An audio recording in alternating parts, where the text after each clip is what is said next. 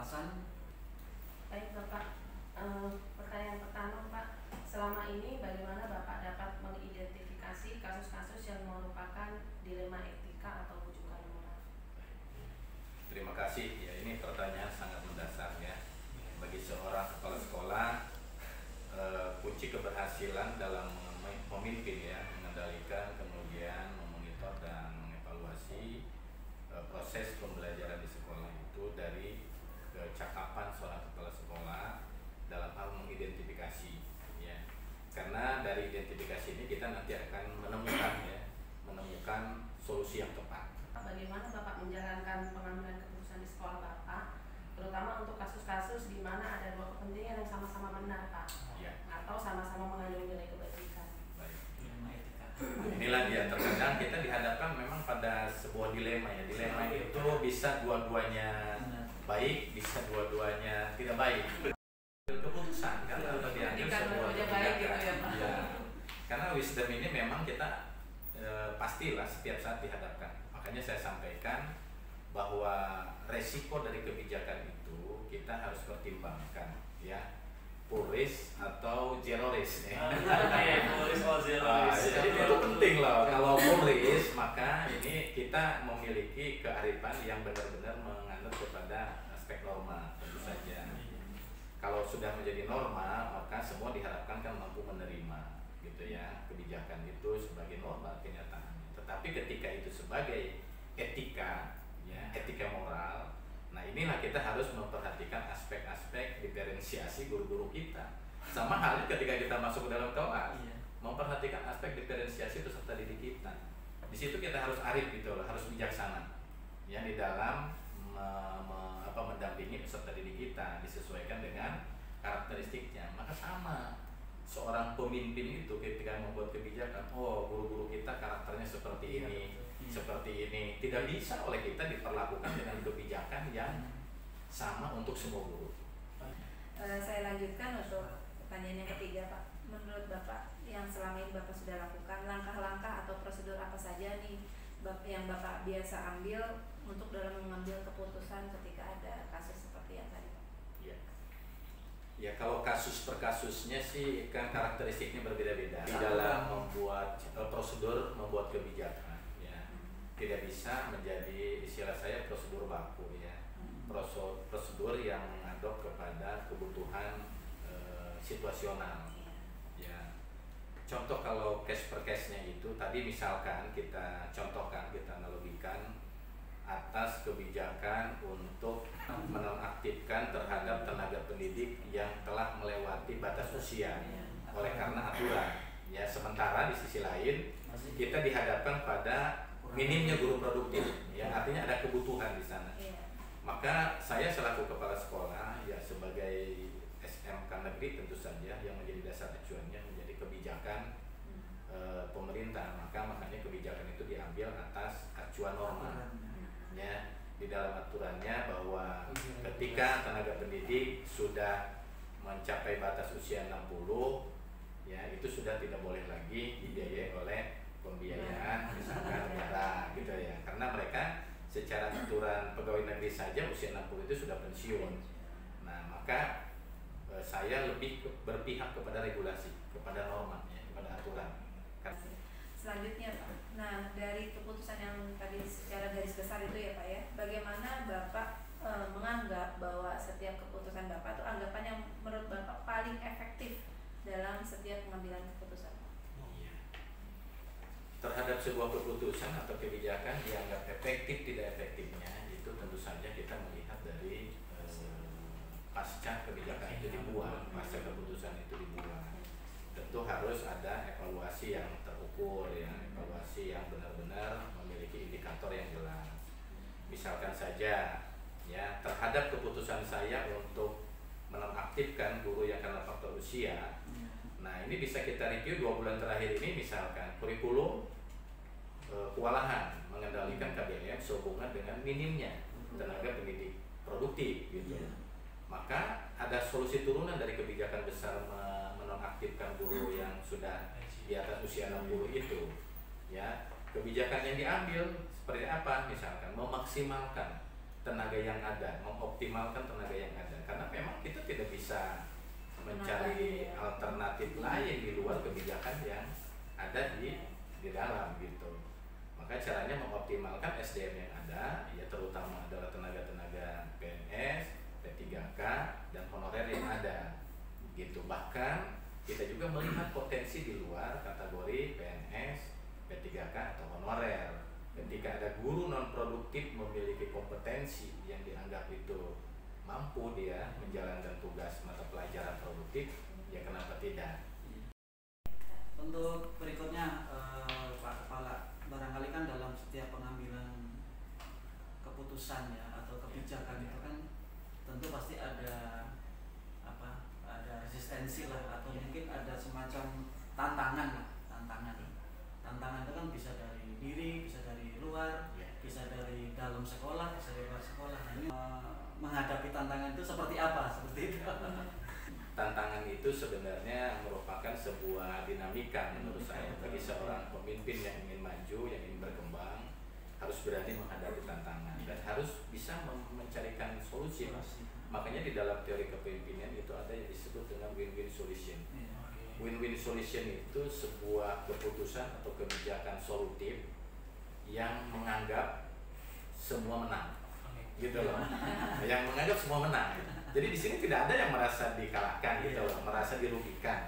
Nah ini kan sebenarnya memang relatif sulit, ya, Bapak Ibu, relatif sulit. Tetapi kita semaksimal mungkin harus pada posisi win-win solution. Dan ini kebijakan yang pertama sangat istilah saya populis gitu ya. Yang kedua ya memang benar-benar tadi ya menyenangkan semua pihak. Ya. Nah, tetapi ketika kita memang tidak bisa mengambil yang tadi win-win solution, kita harus mempertimbangkan yang kedua, yang resistensinya relatif rendah. Ya. Kalau resistensinya tinggi, tidak boleh diambil kebijakan ini gitu loh. Jangan arogan, kita jangan memaksakan, itu namanya memaksakan keputusan atau kebijakan, Pak. Ini tidak boleh. Sudah jelas di situ resistensi. Maka kita sebagai seorang pemimpin itu harus memiliki peta, ya, peta analisis, ya, atau kalau di dalam birokrasi istilahnya peta konflik namanya. Ya. Berikutnya Pak Romani, jadi kan sebagai kepala sekolah kan pasti tiap hari itu ada masalah yang harus diambil keputusan. Ya, hari ini selesai, besok ada lagi. Nah, itu. Jadi gimana Bapak menyikapi itu? Apakah ada misalnya kayak semacam, kalau di sini sih istilahnya jadwal gitu ya? Apakah terus bagaimana cara memilah apakah harus diputuskan hari ini atau mungkin ditunda besok? Nah itu gimana Pak ininya? Apa sebenarnya tipsnya lah? Kesalahan yang dinamis, yang setiap hari itu selalu ada, ya artinya ini justru Pak kebijakan yang tidak bisa terjadwal, ya gradual istilahnya. Kalau sifatnya yang formal itu terjadwal. Misalkan kita punya di manajemen itu pertemuan bulanan. Lalu dengan para wali kelas misalkan itu punya pertemuan per 3 bulan sekali. Kemudian kita ada rapat koordinasi setiap 6 bulan sekali, ya koordinasi dan evaluasi. Nah itu yang terjadwal. Tetapi yang harian seperti itu tidak bisa juga kita jadwalkan, Pak. Lalu bagaimana model pendekatannya juga itu tadi disesuaikan dengan karakteristik problemnya, permasalahannya, lalu problem ini adanya di siapa. Nah, ke pertanyaan, selama mengalami dilema benar-benar ini, adakah pihak yang membantu Bapak? Pasti ya. Ya pasti kalau para pihak person atau lembaga gitu ya. Makanya kan yang pertama di lingkaran pengambil kebijakan ini yang terdekat siapa? Para wakil saya. Makanya saya kan sebelum mengambil kebijakan harus sadar mendengarkan dulu lah dari para wakil saya ini bagaimana sih sebenarnya informasi yang sebenarnya gitu. Jangan sampai saya hanya mendengar dari ya satu pihak saja gitu ya. Harus dari berbagai pihak sehingga nanti oleh saya akan diramu, akan dijadikan ya dasar untuk mengambil keputusan kebijakan. Nah, pertanyaan terakhir, setelah semua itu pernah jadi Bapak, pernah lakukan pengalaman apa yang bisa diambil buat Bapak ketika dapat banyak sekali dilema-dilema etika? Kalau saya saya kan orangnya ingin dinamis gitu ya. Justru dengan kita menghadapi berbagai problem tadi Bapak Yuda, yang saya dapatkan tadi pengalaman memecahkan masalah, pengalaman memahami karakteristik guru-guru kita gitu ya.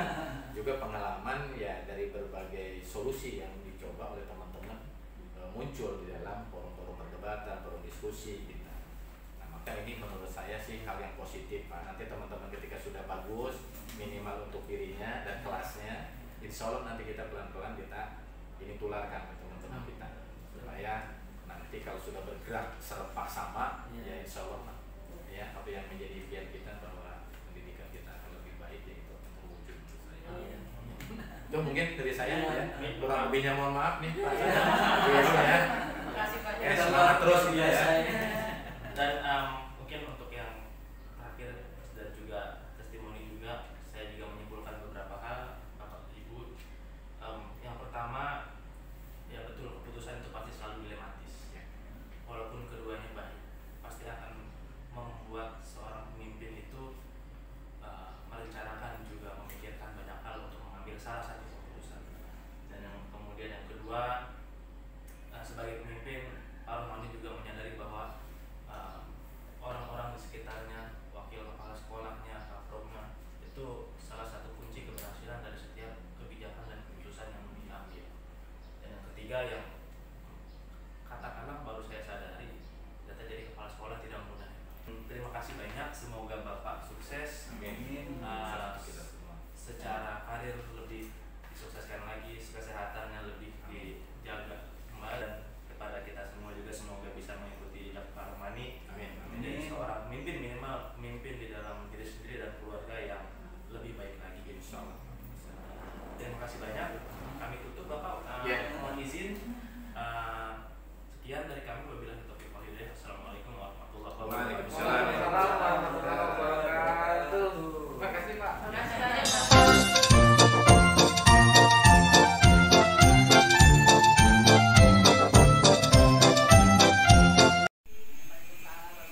Saya Isti Karyati dari SMKN 5. Terkenal yang Makassar itu hari ini.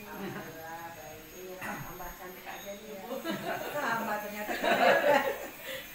Nah Ibu, tujuan saya datang ke sini, saya sebagai anak kandungan mau wawancara Ibu terkait dengan pengambilan keputusan Ibu. Selama ini bagaimana Ibu dapat mengidentifikasi kasus-kasus yang merupakan dilema etika atau rujukan moral?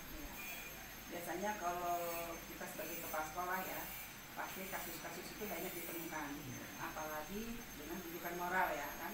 Pasti kalau ada permasalahan di masing-masing misalkan guru ya kan, masing-masing merasa benar, itu ingin pimpinan itu pro ke salah satunya. Nah itu namanya rujukan moral.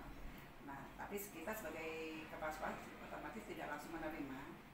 Kita harus mengidentifikasi dulu, ya kan, mencari apa ya, mencari masukan dari berbagai pihak, jadi tidak langsung menjustis. Setelah kita mendapatkan masukan, kita evaluasi, ya kan, apa pada suatu posisi yang benar atau salah. Karena biasanya rujukan moral itu dia hanya memakai sudut pandangnya sendiri, tidak melihat pada sudut pandang orang lain. Nah itu yang salah. Makanya kita sebagai pimpinan juga harus bijak, harus mendengarkan dulu, mengambil solusi, dan setiap orang tuh pasti ada kelebihan dan kekurangan. Maka kita keputusan itu yang paling istilahnya tidak menyakitkan, tidak apa kan, tadi menjadi pemecahan masalah. Ya, baik Ibu. Dan selama ini Ibu bagaimana Ibu menjalankan pengambilan keputusan di sekolah Ibu, terutama untuk kasus-kasus di mana ada dua kepentingan yang sama-sama benar atau sama-sama mengundang nilai kebaikan? Nah biasanya begini, kalau ada kasus merasa benar, pasti seseorang tuh pasti selalu menganggap dirinya benar, kan belum tentu orang lain juga benar. Jadi biasanya itu yang paling susah ya, paling susah untuk diambil keputusan. Kalau sebagai pimpinan tuh ada misalkan kasus masing-masing merasa benar, yang bersikukuh itu tantangannya. Nah kita harus kita diskusikan, kita panggil, kita mengambil solusi, mendengarkan, ya kan. Artinya kita juga minta masukan dari manajemen. Setelah kita mendapatkan, kita rangkum, kita kesimpulan, dan akhirnya memberi arahan pada masing-masing pihak untuk tidak memihak ke salah satu agar menjadi bijak, ya kan? Kalau kita memihak salah satu pasti ada yang sakit hati. Kita harus memikirkan ke depannya apakah ada efeknya dari satu keputusan yang kita ambil.